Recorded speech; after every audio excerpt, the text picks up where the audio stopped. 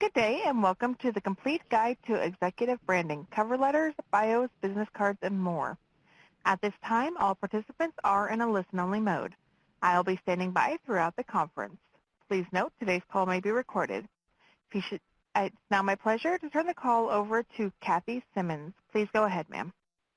Thank you. Hi, everyone. I'm Kathy SImmons. I am the Executive Director of Blue Steps Executive Career Services and today's webinar moderator. I'm pleased to welcome all of our audience today to today's webinar, The Complete Guide to Executive Branding. We're going to be talking about cover letters, bios, business cards, and more. So thank you for joining us. I know we have people from all around the world. Before we begin, I want to let you know about two promos that we have available for you, for everyone who is on the call.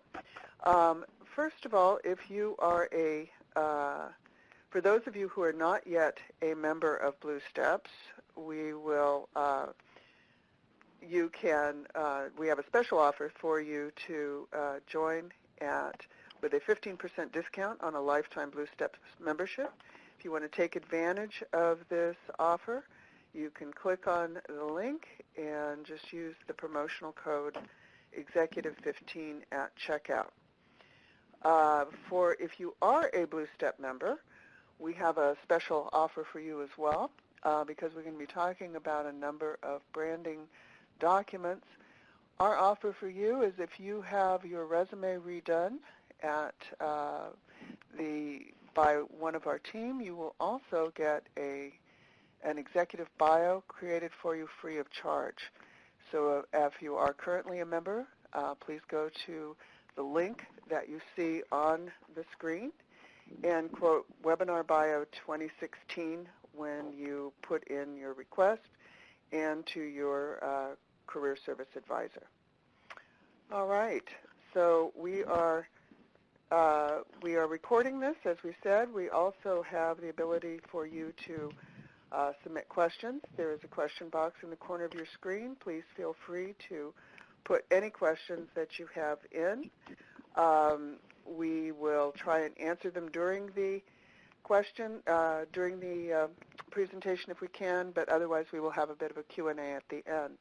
Before we get started, we would like to do a brief audience poll that will give all of us kind of a sense of what you see needing the most improvement in currently of the documents that you are using. So we'll take a few seconds here to take a look at this, and we'll see how. I'm going to just give a couple of seconds here for everybody to give a vote on this, and then we will get to the meat of the program.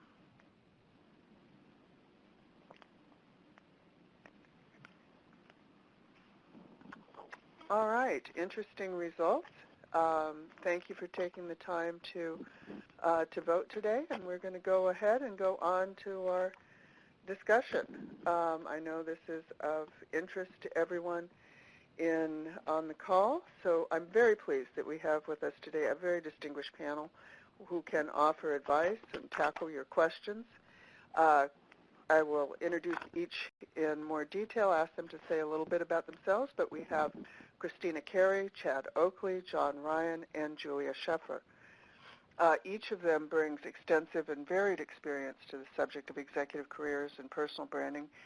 They both from the viewpoint of the practitioner, from the point of view of the advisor, from the point of view of a communications expert, and also from the point of view of a search consultant. I'm going to ask each of the participants to introduce themselves very briefly, and then we're going to get into the general discussion. First of all, Christina, if you'd introduce yourself, please. Hi, everyone. This is Christina Cary. I have been at Heidrick and Struggles. It'll actually be 5 years on July 1st, which is hard to believe. Spend most of my time in our technology and services practice, as well as our human resources functional practice, tech and services for us is basically broadly, any technology company, and then the services side is consulting and advisory services, business services, information services, pretty broad spectrum. And then the human resources, I typically focus on CHRO and heads of talent projects, and then also dabble in some CEO and board work as well. Really excited to be here. I'm based in our D.C. office, and I'm a graduate of Georgetown here in the D.C. area and University of Chicago. Thank you, Christina. Okay, and Chad, if you tell us a bit about yourself. Absolutely. Thanks, Kathy. Hey, everyone. I'm Chad Oakley. I serve as the Chief Executive Officer of Charles Aris Executive Search. We're a boutique firm that's located in North Carolina, although we do work all over the United States and internationally as well.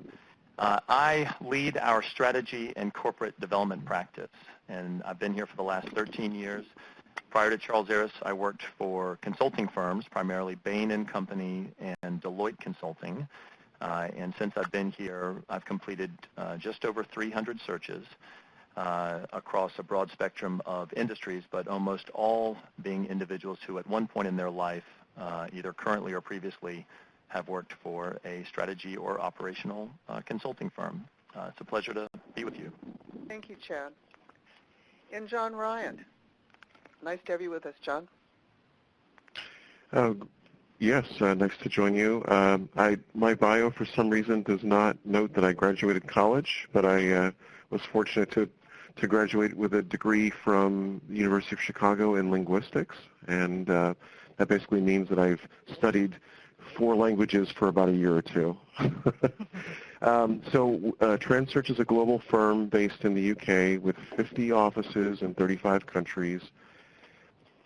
I myself am in Chicago, and I have been in search since 1989, and my core markets are power, renewable energy, related clean tech, automotive, aerospace, related PE for all of the prior things, and I occasionally will be in other markets like consumer and retail if it's a referral. So, yeah, things are very good out there. Thanks, John. Okay, Julia, if you could give us a little background. Thank you. I'm Julia Sheffer. I'm speaking to you from Johannesburg in South Africa today. And my background is really a PR and communications background. I've worked across multiple industries, multiple sectors, both in TV, with journalists, in traditional PR and communication backgrounds. And the focus for me was always on executive profiling and leadership development from a branding perspective to make sure that the leaders are always positioned as credible opinion leaders in the market. And now I'm with AltoPartners. I'm Global Head of Communication for them. We have 53 offices across 33 countries. And my focus for Alto is really on the global brand and profiling the global brand and the leaders within our brand at the same time. Thank you, Julia. So let's get into the general discussion, and I want to start with sort of a summary of the importance of creating personal branding strategy. And Julia, since you have a very broad-based background in this, I'd love to start with your thoughts. Of course, thank you. I think it's really important that whether you are a CEO or a mid-level manager or someone who's starting out in their career, it's incredibly important to establish a very credible brand, a personal brand about yourself in the market. Otherwise, people aren't going to know who you are, particularly if you're wanting to be headhunted. And the credibility comes in from you being able to really position yourself as a thought leader on a certain topic, and it helps differentiate you from your competitors. Whether you are being headhunted, where someone has specifically come to look for your skills, you still need to differentiate yourself from the other people who basically have the exact same skills that you have.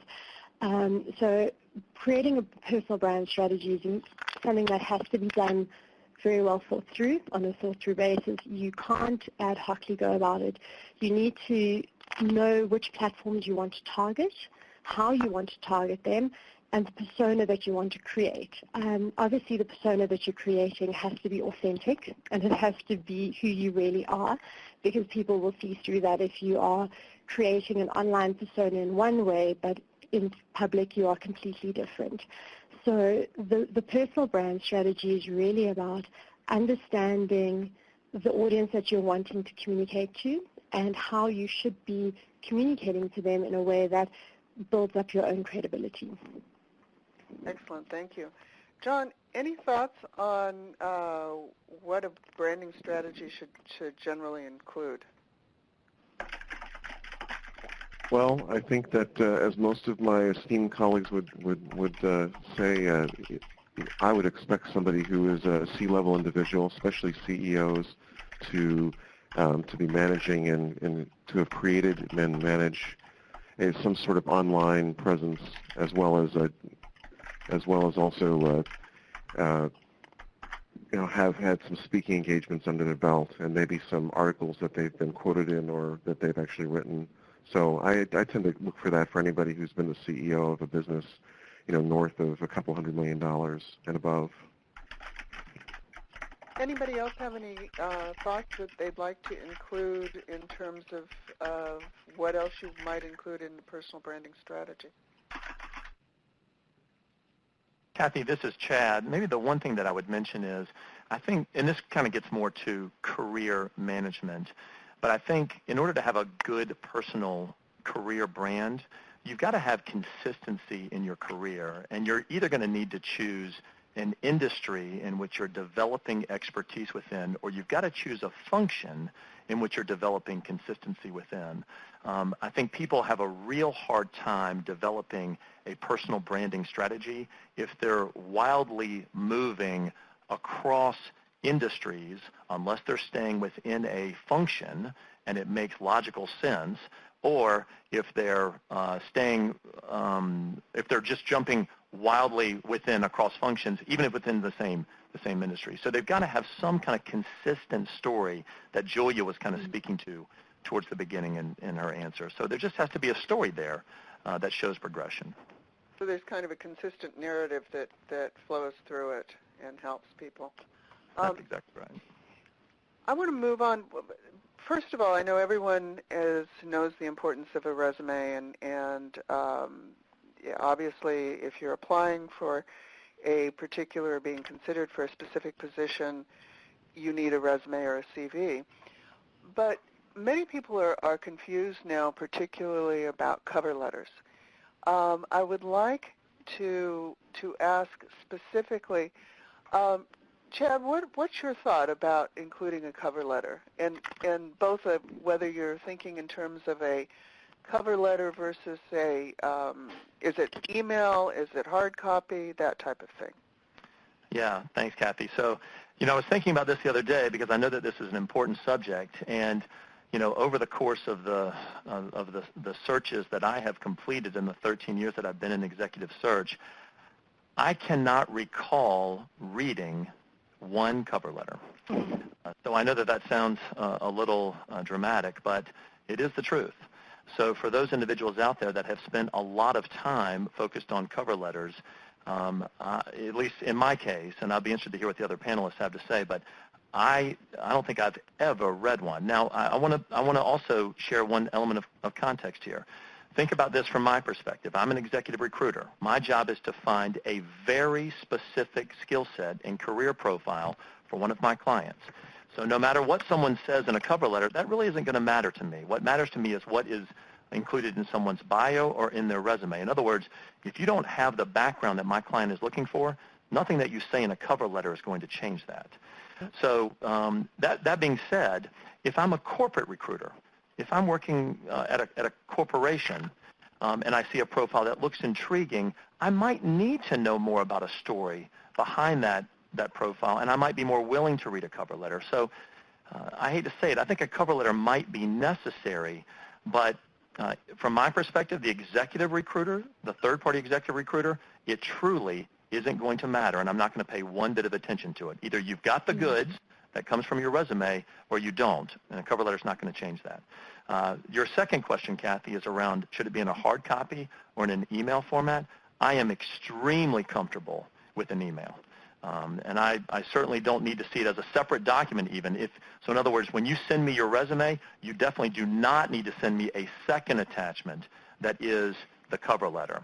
You can absolutely include whatever introduction in the email format itself is perfectly fine for me. Whatever that introductory needs to be is just the email itself certainly serves that purpose from my perspective.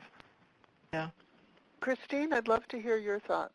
Yeah, this is Christina. I would basically echo everything that Chad said, and then add to the fact that we as recruiters, we receive a lot of email, not only internally but also externally from clients, candidates who are in process with us for different searches, and then other individuals who are looking to connect. If you are going to include some sort of, let's call it a bio or summary of your experience in an email, or it might be a copied version of your already prepared cover letter, I can tell you, given the volume of email that we receive, and panelists keep me honest here, it can be very difficult to read through something that is very long in an email. Mm-hmm. I've actually done a webinar similarly for some Georgetown graduates, and I shared this message with them. The max maybe 2 to 3 sentences summarizing a little bit about yourself and what you are interested in, and then attaching the resume, because that's going to be my go-to document to look at, as Chad said. The other thing I'll add is I think some people think a cover letter can almost replace a resume. I'm not sure why individuals have that thought, and I know we're going to jump into the bio section as well, and I have thoughts on this. But I would say, please, don't think that a bio or a cover letter can replace a resume, especially given that, at least here at Heidrick, we aim to present somebody's full career progression to any client that we are going to put a candidate in front of. So I'll stop there and can certainly touch more on that as we move into the bio section. John, any thoughts? Yeah, I would actually like people maybe to think about a different structure for these cover letters and cover emails. I would echo everything said earlier about the fact that it's a lot to take in, especially when you're getting 100 of those a day. It's very hard to find the time to filter through all those. We generally will try to get back to everybody who sends us something, but I tend to send people the same 4 or 5 questions every time, which is, what are your thoughts about location? Give me some ideas on compensation, and then I'll ask them some questions specifically about their background. But I think all search firms are typically trying to enter those folks into their databases, and I would prefer that people just send something along and say, hi, this is Tom, and I'm interested, and I'm available because we were acquired, and I'd like to see compensation somewhere like this, and I'm open to states, especially these 4. It would really help me out. Do you think applicant tracking systems, and I know that's more on the corporate side perhaps, but have sort of made cover letters go by the wayside to a certain extent?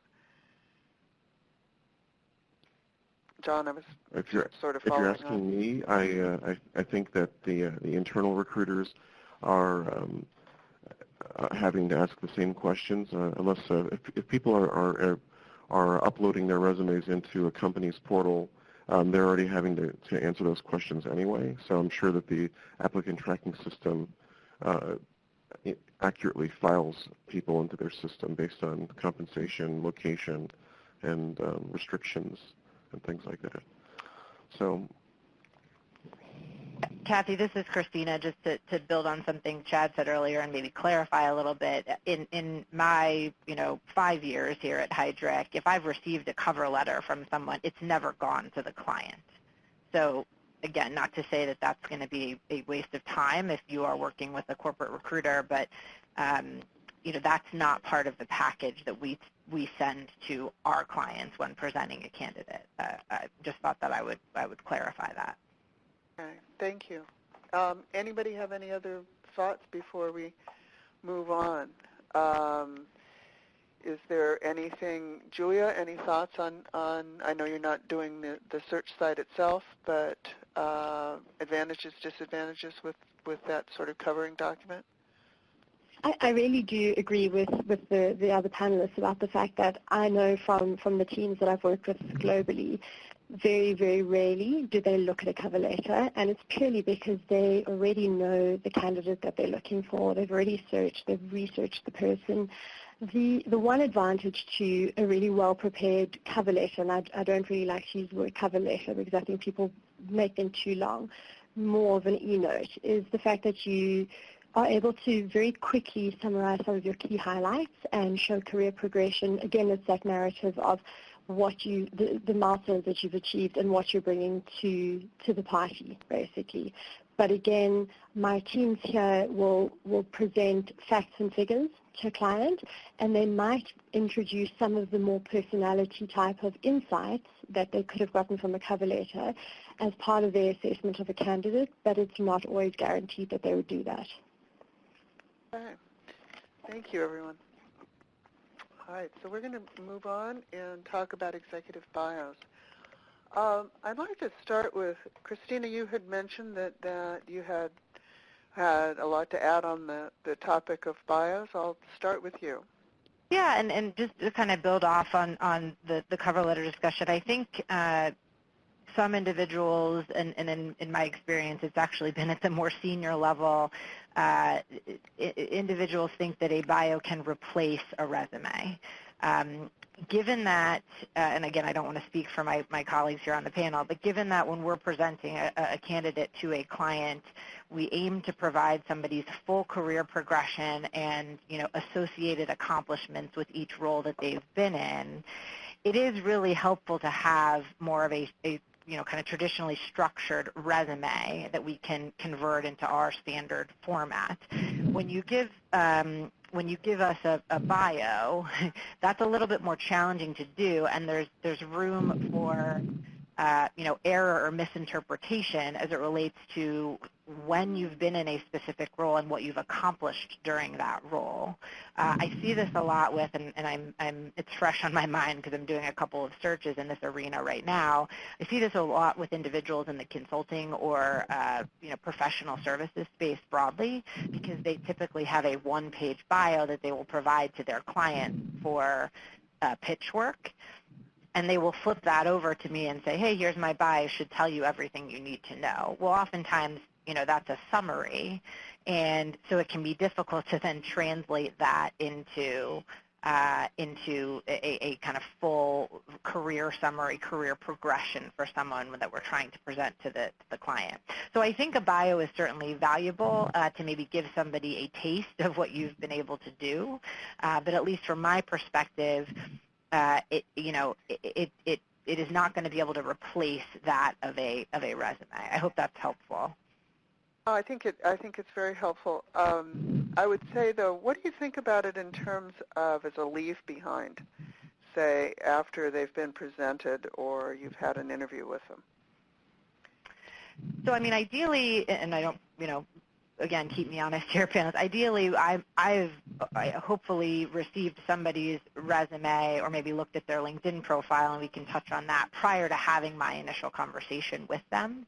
And then we always are going to, provide that with our assessment for a candidate against the competencies that we're looking for. As Chad said, for all of our roles, we're looking for a very specific set of experiences and competencies.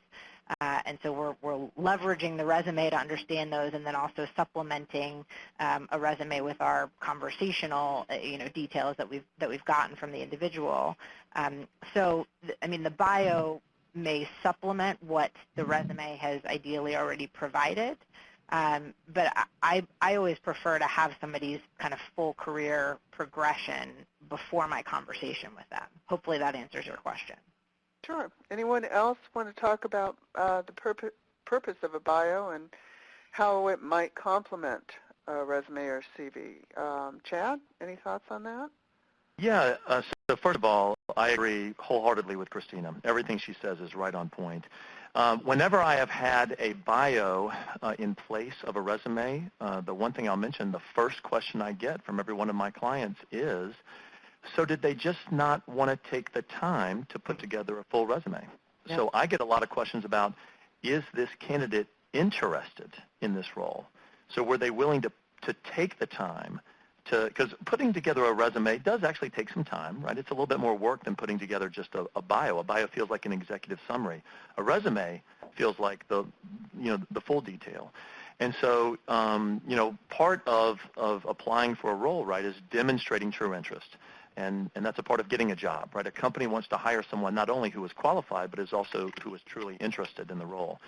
And so if you put together just a bio, it feels, candidly, it feels a little lazy. Mm-hmm. And so I've absolutely had that pushback from clients. So I want to mention that as well. The resume is paramount. You've got to have a resume. The bio, to me, is best reserved for social media. LinkedIn is where I feel like a bio is a great channel, great application for a bio. But when it comes to actually truly being an applicant, a candidate for a role, I really think you need to have a very well-structured, detailed resume. I think there's no question in that in terms of, especially if you're applying for a very specific position, that you have to have a resume, that the resume is because as a search consultant, you're looking at, as you say, career progression, also what did you do, when did you do it, what were the accomplishments, whereas when you're using a bio, it is a little more concentrated. And one of the advantages for some people is that it can be the fact that it's more concentrated and the fact that it is not chronological per se, it can get across a branding feel that perhaps a resume may not. Anybody have any comments about what I often recommend is that in networking, a bio may be more useful than say, a resume, simply because you don't know what the position is at this point. It's more of sort of the same way as Christina talked about with where you're almost pitching to someone as professional services people do to their clients. Any thoughts about that? I'd love to hear if you have anything, Julia, that you might want to say about that. Thanks. Yeah, actually, I wanted to also jump in about the use of a bio and the difference. And while I completely agree from an executive search perspective that a bio really is a little bit lazy if you're just submitting that to a search consultant, I think if we have to take the conversation to a personal branding perspective, though, and looking at how your bio can be a fantastic way of really telling a very succinct story about you and the milestones that you've brought across and the expertise that you've gathered in a certain field or a certain industry, particularly if you're going to be looking at, enhancing your brand when it comes to thought leadership, if you are authoring articles or blogs or you are attending speaking events as a speaker. That bio is a really great way of people recognizing you instantaneously about your achievements and enhancing the credibility that you've had. So while I agree in a search perspective, you shouldn't really just be relying on the bio, I think from a personal branding perspective, your bio is far more powerful than your CV when you're building your brand. So I think a balance and using common judgment and common sense about when to apply which one obviously takes precedence. And then I think obviously, a bio is something that people will look at very quickly and they'll get a sense of who you are. So being able to tell, again, I'm going to use the word authentic, an authentic story about who you are and what you bring is really important because search consultants search and they research and they will find out if you have lied about who you are or the persona you're putting out. And it's really important to be credible and to be authentic. I know of all of our search companies that we've got in our alliance, they Google, they pretty much online stalk people before they come in, and they look at Facebook. They look at everything to make sure that the way the person is conducting themselves online is actually not going to also detrimentally impact the corporate brand at the end of the day.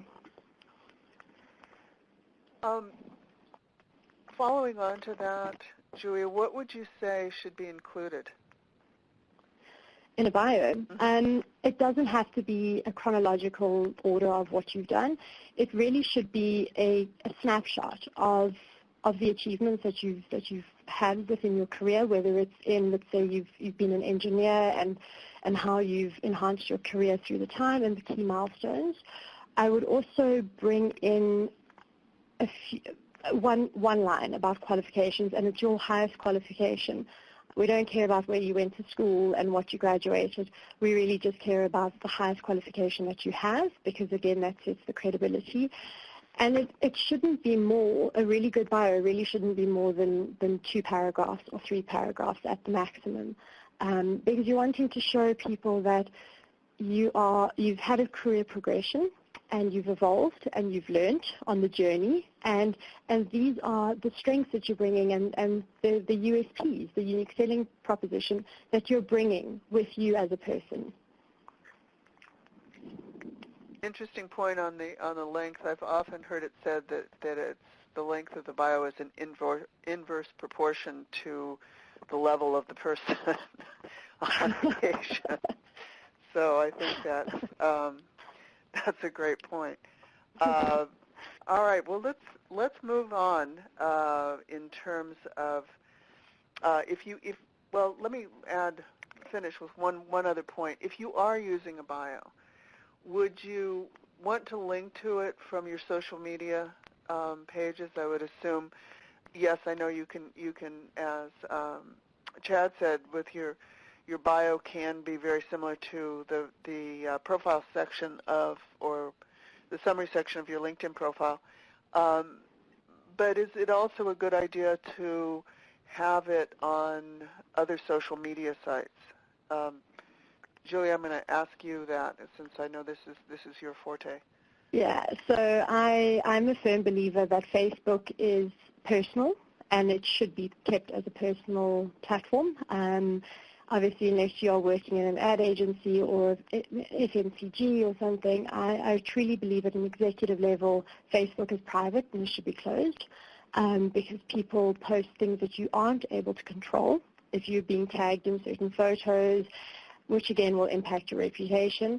I think a biography, and when it comes to a professional side, should be on LinkedIn, and whether you're in Germany on Zing or one of the other, like platforms of LinkedIn, but I really wouldn't, and Twitter. Obviously, Twitter is a very important way of communicating very quickly and sharing thoughts and building up your brand credibility. But I would keep it to the professional networks and not any of the social media networks. Mm-hmm. And I believe even on Twitter you can actually put in links to bios and things like that in your profile as well. Yeah, but people don't really always click through. Remember, social media is quick, it's easy to consume, it's easy to digest. You're not wanting to use it as the only platform. Your social media universe really should be seen as an ecosystem where LinkedIn, your personal profile on LinkedIn is almost the center of that ecosystem, because you're able to post blogs on the LinkedIn Pulse, you're able to link to other platforms, you're able to do a lot of things like that. It really is where the bulk of the information should be, and the other platforms that you're using, like Twitter, should be kept to very quick updates that add interesting comments and conversation, not clutter. And we are going to go in more detail on that, and I'm sure everyone will want to weigh in a bit on the social media as well, because it has really had such a major impact on how people are found now. Going back a little more old school here, what about business cards? Are they still a worthwhile investment? John, what do you think? No. No, okay. I mean, certainly if somebody is I mean, I think just as a general professional, a person would have business cards, and we all have them, and that's fine. But obviously, I would prefer that people send me a V card so I can add them to my contacts. So not much to say on that topic, to be honest. Okay. Chad, thoughts about business cards? Yeah, I mean, I feel like this one's a tough one because, you know, if you're out and you're in a social setting or a business setting, and I mean, there still is a tradition to hand out a business card. I mean, you know, every meeting that I go to, there's an exchanging of the cards still to this day. I can't recall a meeting that I was at where I wasn't handing a business card and I wasn't receiving one. So I think the answer is still that you probably need them, but you know, if there's one thing that one thing on this list of items as far as personal branding, that the last thing on the list is going to be the business cards. But I still think you probably still need it just out of that moment, because there is an awkward moment if you say, oh, you know what, I don't have one, and everyone else does. So to avoid that awkward moment, I still think you need it. But I think to John's point is probably the thing that it gets left behind first. One of the questions I have, though, is let's say you're in a situation and you are obviously a passive candidate, or you're not, you don't necessarily, so you're not necessarily comfortable giving out your company card. Does anyone have, or any of you have any thoughts in terms of, is it helpful to have a contact card that is exclusive of your corporate situation or your company situation? And if so, what would you include on it? And I'm going to ask John, since you said no, I'm going to ask you again. What do you think? When people have been in between gigs, they've shared a card with me, and that's okay. I mean, if it's they're between gigs and they have a card with their contact information, maybe we're meeting at an industry conference. I mean, it's helpful, but I would also prefer, where possible, that people just shoot over. Maybe I give them a card, or we trade a card, and then they go ahead and send their contact info via email. Because I mean, at the end of the day, we're going to add them to the system. Sure. So maybe it's just a start to getting the information electronically. Mm-hmm. Hey, Kathy, this is Christina, and I know I had previously said I may not have had as much to contribute on this, but as everyone's talking, I'm thinking it's a great dialogue. So one of the things that I will say, at least can make outreach for us, proactive outreach, a bit challenging is I'm very sensitive to, if I'm going to do an email outreach to someone, to try and contact them at their work email, just because, and maybe this is in light of my prior life in financial services where everything is monitored. I don't want to put them in an awkward situation. So I'm kind of waffling in the sense that it would be helpful to have a personal, email address or cell phone number. Most people don't include their personal email address on their business, card. It's typically just their work email. So it may very well be worth it, especially if you're in a role within a bank or some organization where there is monitoring that goes on. I know a lot of the professional services firms do that as well.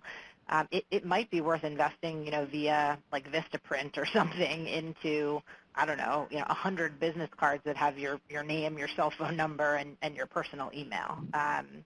And I would just say that if there is some, strict confidentiality issues where you really do not want to be contacted by a recruiter, the other way to avoid that is, I give you my card and then you proactively reach out to me from your personal email address. But it at least might eliminate, a step, if that makes sense. Sure. Julia, I'm going to ask you also on this one. What do you think? I know, for example, and we're not necessarily dealing with people who are between gigs, but if in a situation where someone is using it as branding at, say, either a networking event or because they don't have a company card, do you think it's helpful to put branding information on the card, include that as, sort of whether it's a brand statement or something about that that might be included on a business card? I think if you're going to do it from a personal business card of your own and not use your corporate business card, I think you have to be very careful without not coming across as being cheesy, because sometimes people can get it very wrong. You've seen people who include motivational quotes on the email signatures, or it sometimes goes really wrong, and that's not the impression that you want to give with someone. I almost think if you're going to be doing a personal brand card, contact card, keep it very simple.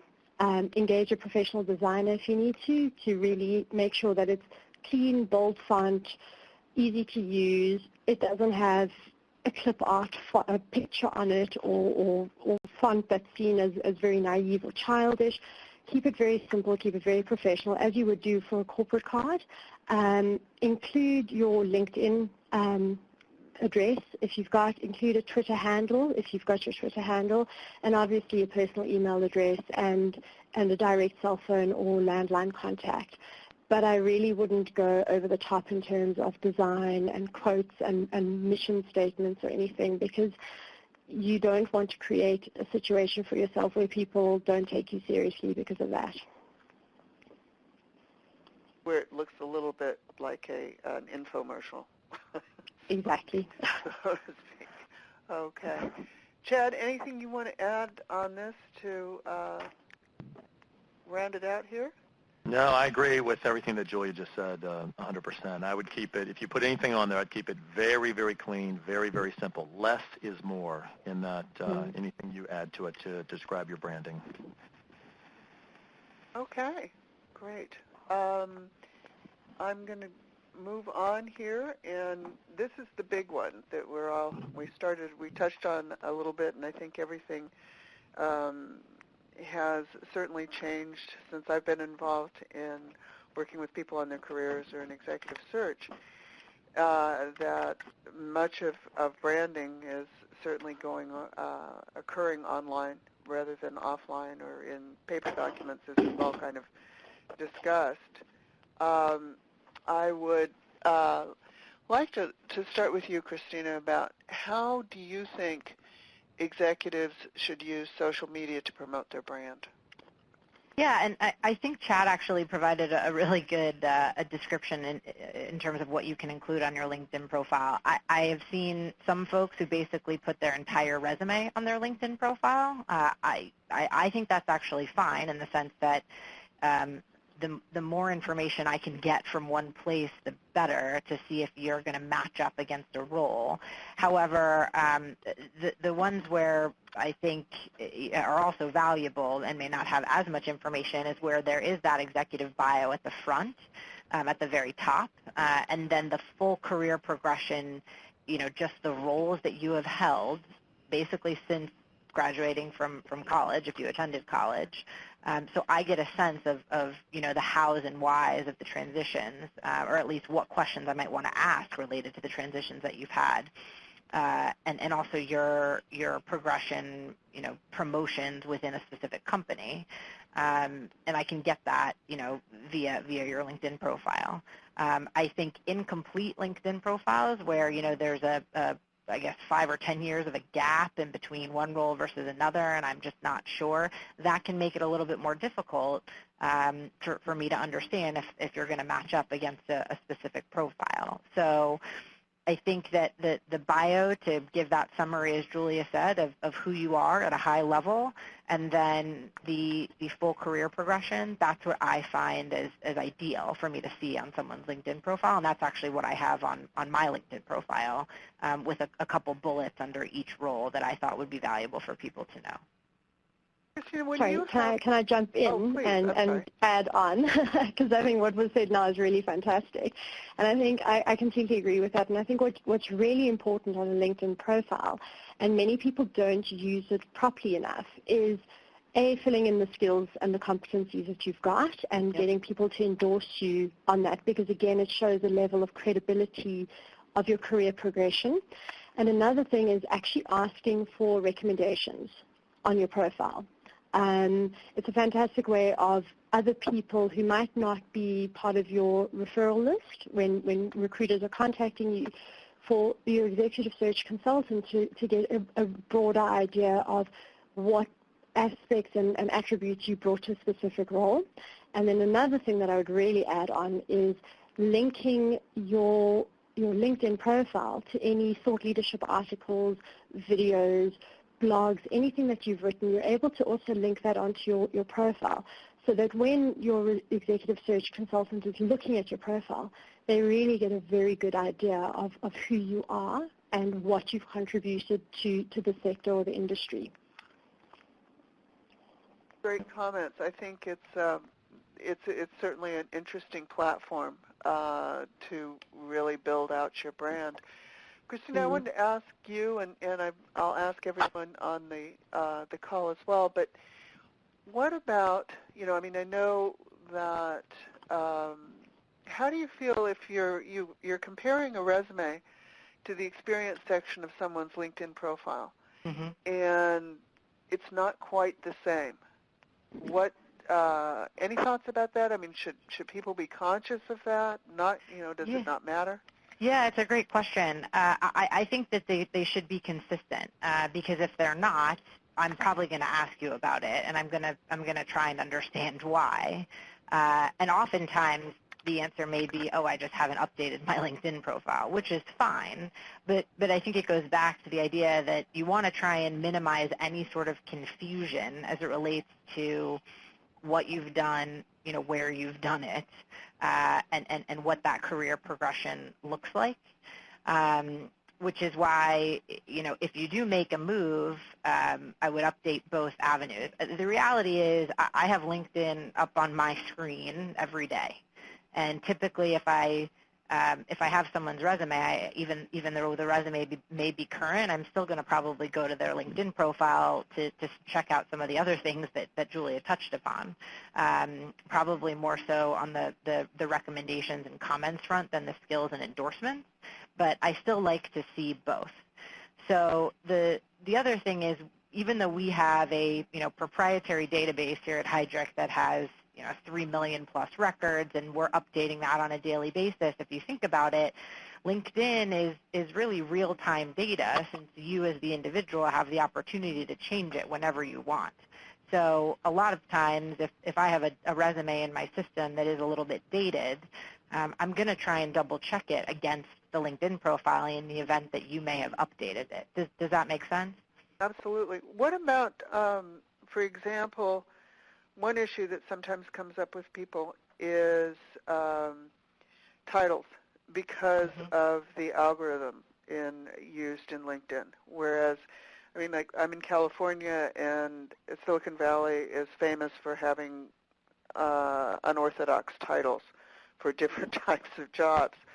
And so while it is not the exact title the person held, is it better to do something like serving as VP, or put Vice President, in parentheses? How granular do you get when you look at the differences in resume versus LinkedIn profile? I'll chime in, please, anyone else. I don't want to do too much of the talking on Sure. this one. But I want to understand what your title was. And yeah, as I said before, if there's a discrepancy between what's on your resume and what's on your LinkedIn profile, I'm gonna want to understand why that is. As it relates to the algorithm piece, I do think it's easier to have a kind of shorter, more definitive title, rather than, I do see some people who I think want to try and capture every possible word that could be searched for by a recruiter. And when I'm doing my searches, for example, if it's a partner level at a consulting firm, I'm going to try and put in the different titles that I typically see at consulting firms, right? So that's principal, that's managing director, that's partner. So my recommendation, I guess, would be to be as specific as possible and accurate. The other thing, and I'm not trying to get too granular on professional services, but in the event that there's folks on the call, we like to understand, again, that progression from, okay, manager to partner, right? So I see a lot of people will put partner or principal, and they'll say that they've been in that role for, 12 years when they actually maybe just made partner, I don't know, 3 years ago. So I wouldn't try and hide that per se. I think it's better to just be honest about what that progression looked like. Hopefully that makes sense. Sure. Chad, any thoughts on this? Yeah, so a couple of things. I think the rules for engagement on LinkedIn and your profile on LinkedIn should mirror those for your resume, and I think Christina did a nice job of kind of commenting on that earlier, and that is, if you've got gaps in your LinkedIn profile, all that anyone can do is assume the worst. So just remember that. If there's a problem on your LinkedIn profile, whoever's viewing that has to make assumptions, and those assumptions are always going to be negative. So just make sure that you clean it up in a way that you would with your resume is probably comment number one. The second comment that I'll make is maybe a little bit of a contrarian view to some of the comments that I've made before, and that is, I personally don't really pay a lot of attention to the endorsements and the recommendations that I see on someone's LinkedIn profile. If you've got a good LinkedIn profile, I mean, if you've worked at good places, you've had good career progression, you've got a good academic background, whether or not you have recommendations or endorsements isn't going to matter to me. I'm still going to want to talk to you. So if you have them, that's wonderful. But if you don't, it's okay. So in other words, I guess I'd say this. If you have them, I suppose it could help you, in my view. But if you don't, it definitely will not hurt you. Yeah. Because I also just, I know a lot of people that simply won't ever take the time to write them. It's just not something they would ever do. So I won't judge someone by the fact that you do have them or you don't have them. So maybe over time it might change. I think LinkedIn is a living, breathing organism that the standards for it are going to be different 10 years from now than they are today. But today, I don't believe that endorsements or recommendations are a standard yet. So I don't view them as a standard yet. So in other words, for those of you who are listening, if you don't have them, don't rush out and think, oh my gosh, I don't have recommendations yet. And don't think you have to go get them, in my opinion. Yeah, this is Christy, I probably should have clarified. In my mind, they're not going to necessarily, as Chad said, kind of set you apart. The way that I look at them is actually to just maybe better understand what your experience is, because oftentimes people will maybe describe a specific engagement that they've worked with you on and talk about, how you interfaced with internal and external stakeholders in some way. And so I'll, just to try and get a better understanding beyond what you've put in there. But I would agree, if I don't see them on someone, it doesn't make me discount them in any way. And John, you want to weigh in on this as well? Sure, I have a couple thoughts.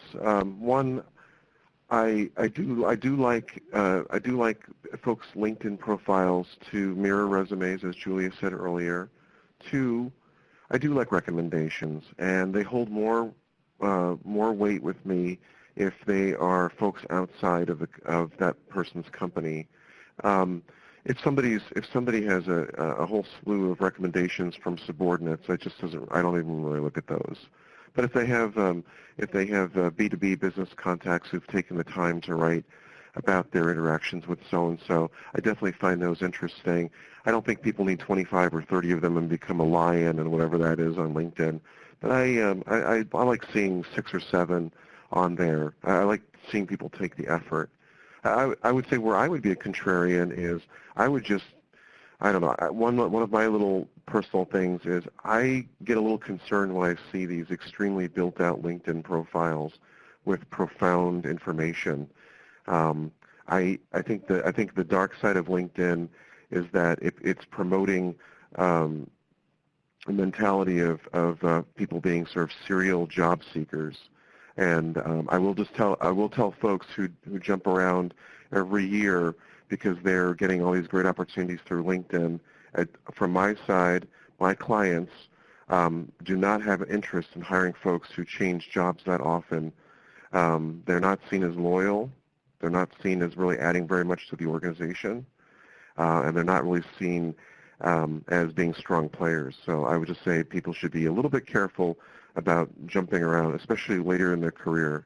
We do understand when you're early in your career, that it's not unusual for people younger than 30 to have 4 or 5 different jobs. But when you're in your 40s and 50s and you're just jumping around like crazy chasing sales positions, my client who was in sales looks at you and says, well, if you work somewhere for a year and a half, you clearly didn't have any impact on the bottom line. So it's my little tangent. Good point. An interesting take.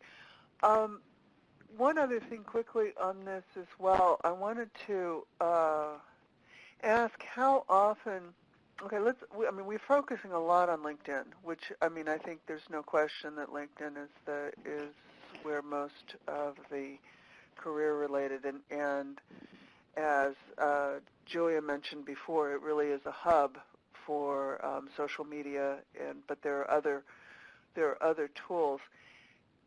Does anyone, and I know Julia, you touched on this a bit, but for the other search consultants on the panel, what about Twitter?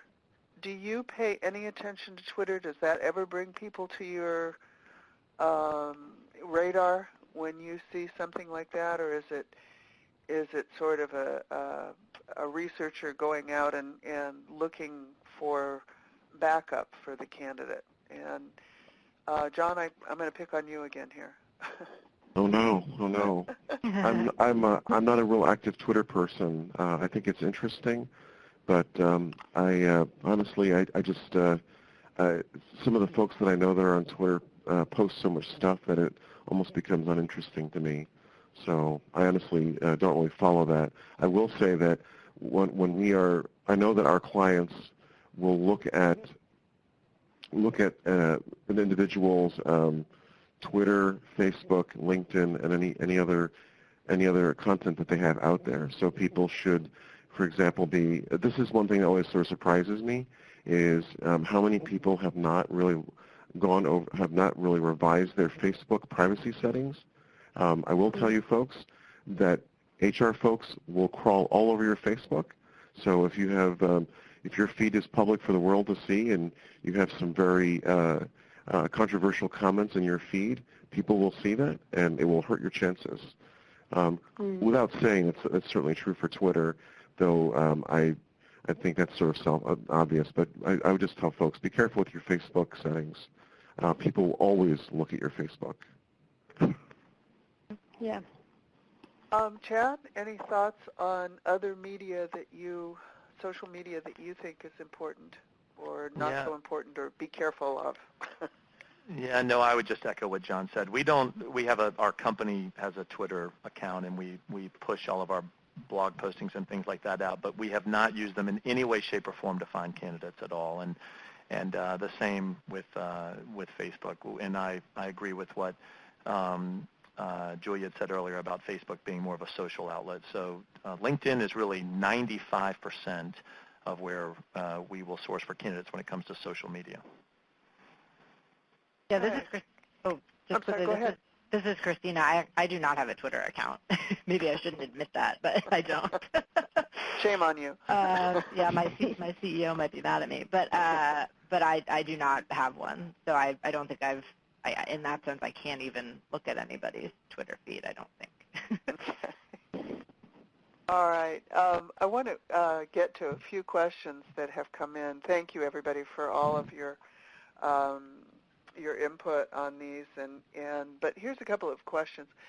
One that comes back to the business card in particular, which I think is an interesting one. Let's say if the person is looking for non-executive director positions, board positions, something like that, so they don't necessarily have a company card, at that point, does that change anybody's opinion or take on the importance of a business card?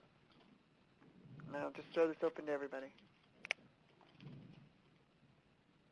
This is Chad, and I would say that I do think you need to have a business card, going back to the comments we made before, so just to avoid the awkward moments. But if you're in business and if you're serving on multiple boards or whatever your business goals may be, but if you're in business and you're active in the business community, I do think you need to have a card.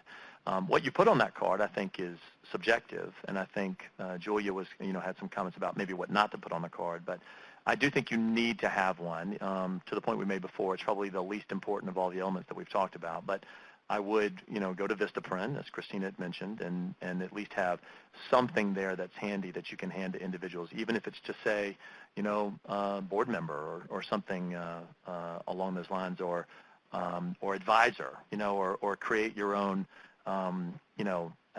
consulting LLC or something simple that's even just your name.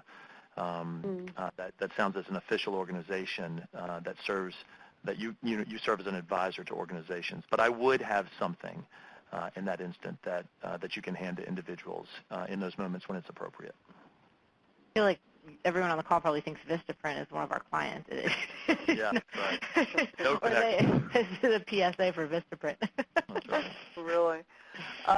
Well, first of all, let me say thank you to everybody today. And any quick, Julia, I'm going to come back to you as our branding expert. Any last words on the importance of branding for executives? Thank you. Yes. Be wary of your reputation. As fantastic as social media is, you also can't control what other people put up about you and tag you in. And so just be very careful of your privacy settings and make sure that if you are posting anything contentious, people will find out about it, and it will really impact your personal brand because they are worried about the impact that it will have on their corporate brand at the end of the day. But I really do think that to maximize your profile and your reputation, you need to be doing speaking engagements, you need to be blogging in a credible way, obviously, and you need to be really insightful. And it's really important to have a consistent story that you're telling all the time. Thank you. All right, and that's the last word. Thank you to everyone for joining us today. I want to reiterate the promotions that we have. If you are not a member, get a 15% discount on Blue Steps Lifetime membership. You can use the Executive 15 code at checkout and receive that, that discount. And if you are a member, we've been talking a lot about how important your resume is, and if you have any need for having your resume done, and I think it's always a great idea to obviously have a tip-top resume, but you will also get your executive bio written for free as part of the offer when you buy a resume. So in order to take advantage of that, you need to quote Webinar Bio 2016 to your career advisor, and as well as if you put it in the request. So thank you to everyone for being here today, and thank you to our audience. Thank you to all the panelists. I hope everyone picked up some good information here. One last thing I would like to add here. At Blue Steps, we now have over 100,000 members, which is an exciting milestone for us. And just as we've said, with the special discount, you can join this. It's a very impressive group of top executives, and you have access to all the tools and services, and hopefully we'll look forward to seeing you join Blue Steps as well. Thank you to everybody for being with us, and thank you to the panel. Goodbye.